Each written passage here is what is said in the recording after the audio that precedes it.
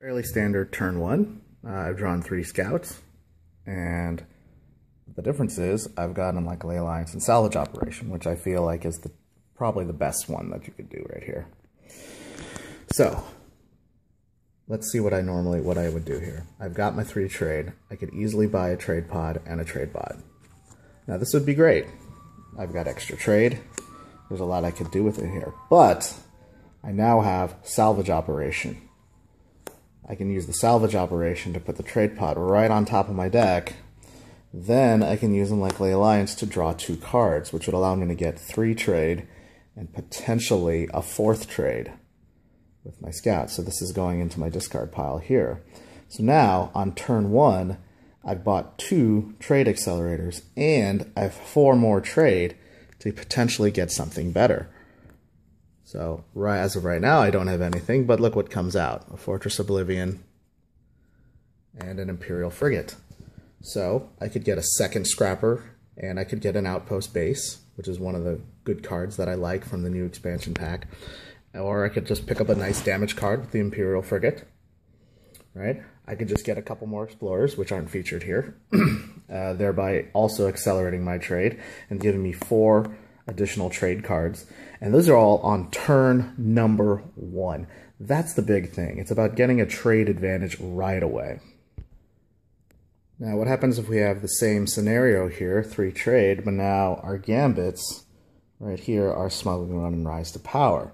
Well, this is a little different. What we're now trying to do is utilize the trade that we have immediately to start purchasing new cards. So in this case, what I would do is use Smuggling Run to then buy a trade pod and top deck it. Then I could use Rise to Power to then draw said card, play it, and buy something that I wouldn't normally be able to buy. So I could easily pick up this trade pod, but at the same time, who knows what's going to come out next. In this case, it's a Special Ops Director that's going to allow me to heal 4. This is part of the Hero series, which we'll get into a little bit later. But that's pretty much how the Gambits are going to work. You really want to use them as early as you possibly can. And the reason is because that card effects are cumulative. They go over and over and over again. And so if you can get a trade pod on turn 1, and it comes up 4 or 5 times during the game, that's 15 extra trade that you wouldn't normally have, right? And so by using the Smuggling Run and top decking it, you're allowing yourself an extra turn to use this trade, to utilize that trade. And so now, in theory, if you play your cards right, you could be able to pick up a Blob Carrier or a Protocol very early. So I'm just going to quickly touch on the events. The reason is because the events come out randomly on the trade row, and so there's really not a whole lot of ways you can prepare for them. What I did want to mention, though, is you notice that events actually occur exactly at the moment that they happen. So being able to scrap 2 cards is nice. The problem is, though, what if you played all your cards? Each player gains 7 trade, no big deal, right? Same thing here with Trade Mission. It's really nice if you get Trade Mission on the first card. It's not so nice if you get Trade Mission on the last card and you can't utilize that trade. Then your opponent draws 2 cards. Supernova, no big deal. But it's cards like these right here. If I have a base, gets destroyed, discard up to 2 cards. For each card less than that 2 that a player discards, that player is for trade. What happens if I played all my cards?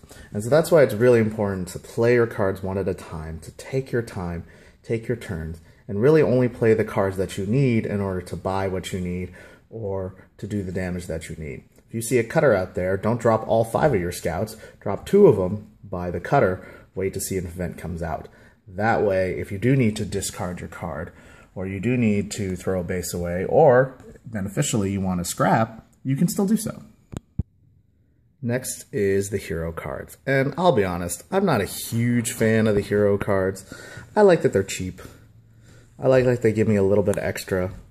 But there's a reason why they only cost 1 and 2. Their effects only happen once. Yes, the effect happens immediately. But I would much prefer to buy certain other cards. The nice part is, though, is that they do scrap immediately. So they're not going to bloat your deck when you get them. You get a nice little effect, and it's worth 1 or 2 trade. I don't think they affect the game that much, but they can be very effective in certain situations. So if you got a spare 1 or 2 trade hanging around, go for it. Why not? It's oftentimes better than buying that 1 or 2 trade card that will bloat your deck later on and be unuseful. So these are some of the new bases. We got Capital World, which is awesome. Draw a card, 6 heal, Star Fortress, draw a card, discard a card, draw a card, discard a card, Fortress Oblivion, Death World, Trade Wheel, all very good cards, good to have. I've ranked them in order from top to bottom. And the reason I put Death World so low, it's expensive. Yes, it deals 4 damage every time, and it's a great card to combo with Blob World. It's really hard to get both of these cards at the same time, though. There's only one of them. They're incredibly high trade. Yes, they're outposts, which I think adds to their effectiveness, because then Fortress Oblivion could block for Death World. But like I said, you're going to need multiple cards to make this card effective. And very often, I want to keep my Trade Federation, Machine Cult, Star Empire cards. I don't want to discard them, even if it is to draw another card. So a lot of times this card goes a little wasted. Star Fortress is great. It's a recycling station with judgment ahead of time. It's an outpost. It's definitely worth the 7. I try to pick it up as much as I can. Same thing with Capital World, although I would say Capital World is probably the weakest of the 8 drops. If you see a Brain World or a Command Ship, I'd say pick those up more than you would Capital World. That being said, 6 heal, draw a card. If it stays around, it can definitely change a game. Trade Wheel, obviously fairly basic. 1 trade, 5 outposts. But I really like it because, honestly, there's not a lot of trade in the Blob faction. And being able to combine this with a trade pod, for deal 4 damage, get 4 trade, that's significant, especially if you can do it multiple times. Fortress Oblivion falls into the category of the drop bases, which basically means the base only works if another base is dropped, or this base in itself. Which would include Star Market, Starbase Omega, and the Breeding Site. Star Market is okay. It gives you 3 trade, 4 heal, which I like. But I think the Breeding Site is the best card because you're always dropping 5. You're always getting 5 damage every time you drop it. And if it gets destroyed, you drop it again and deal another 5 damage. So it's easily going to deal 10 to 20 damage over the course of a game if you buy it. That is huge. 1 or 2 scraps would be nice. You really want to get Fortress Oblivion early. But honestly, the Star Market and Starbase Omega, its effects are not really effective over the long course of a game. So I don't have quite all the cards of the expansion pack. Of the Gambit expansion pack, but I'm going to show you the other cards right here. Imperial Trader, 3 trade, draw a card, deal 4 damage, draw a card, cargo launch. Love these cards in combination. 5 is a bit much, but the nice part is 5 scouts can buy this. So in theory you get on turn 1 and it could cycle through a lot. Both very good cards, definitely worth buying, especially if you're using a yellow strategy. Well, I gotta admit, I thought the red cards were already a little overpowered because of the scrap ability, and then you add these bad boys into it. Red is almost certainly the best faction at this point. There's so many cards that allow you to scrap, and the deck efficiency you can get with these cards is incredible. Especially here, being able to play the Mega Mech and to return a target base. Sometimes it's nice to return an opponent's base, but really often it's better to use your base twice. Being able to double Brain World with this card is ridiculous. Having multiple bases and dealing 9 damage with a 2-drop card is huge. 2 trade, 4 damage, scrap ability, so effective, the red cutter right here. All these cards are excellent and almost certainly must-buys. And the nice part is, too, is they work really well with almost any deck.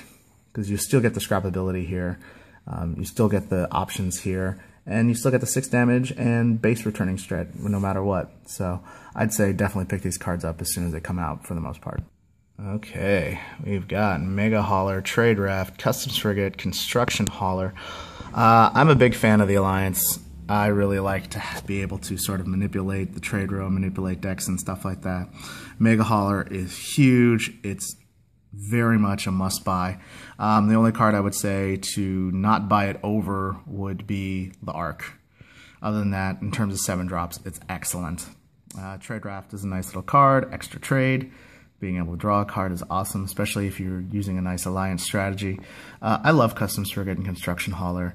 Putting a base immediately into play, top-decking a card. I mean, it gives you such a huge advantage. You're not always able to utilize said advantage, but the nice part about Customs Frigate is you can scrap to draw a card. So you can top deck the card, then scrap and draw the card, but still deal the 4 damage if you have an alliance card. Same thing with this.